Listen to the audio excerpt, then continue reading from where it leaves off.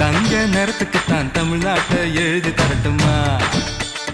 உன் கண்ணு அழகுக்குத்தான் கன்னட நாட்டை வாங்கி தரட்டுமா? நீ பார்க்கும் பார்வைக்காக பஞ்சாபையே கேட்கட்டுமா? நீ காட்டும் அன்புக்காக ஆந்திராவை கேட்கட்டுமா? உத்தரவு சொல்லிவிடு, உப்பி தேசம் உனக்குத்தான்.